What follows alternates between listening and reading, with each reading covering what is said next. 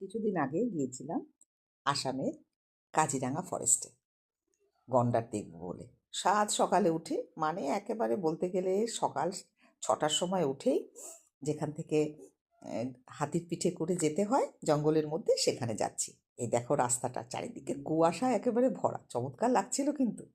তো যাই হোক, সেখানে গিয়ে তো পৌঁছে গেলাম। এখানে দেখি পরপর অনেক হাতি দাঁড়িয়ে আছে, যার পিঠে চেপে জঙ্গলের ভিতরে যাওয়া হবে গন্ডার দেখতে। আর ভাগ্য ভালো থাকলে বাঘ মহারাজের দেখা হয়তো পেয়েও যেতে পারি।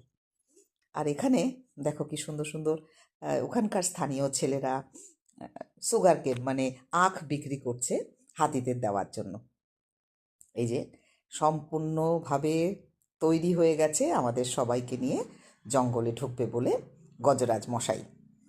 সবাই সুন্দর, প্রচুর ভিড়, প্রচুর লোক। এই দেখো, আর বসার অ্যারেঞ্জমেন্টটাও খুব সুন্দর, কোনো অসুবিধা হবে না। সবাই মিলে সুন্দর মতে একটা হাতির মধ্যে 4জন লোকই যেতে পারে।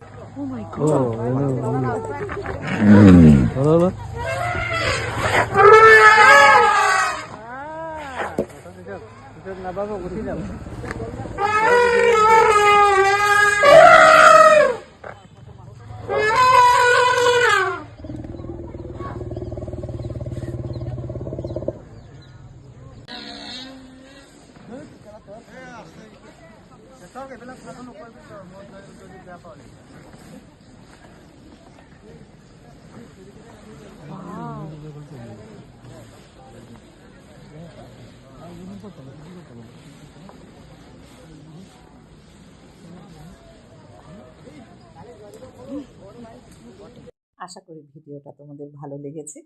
পারলে আসামের কাজিরাঙা ঘুরে এসো।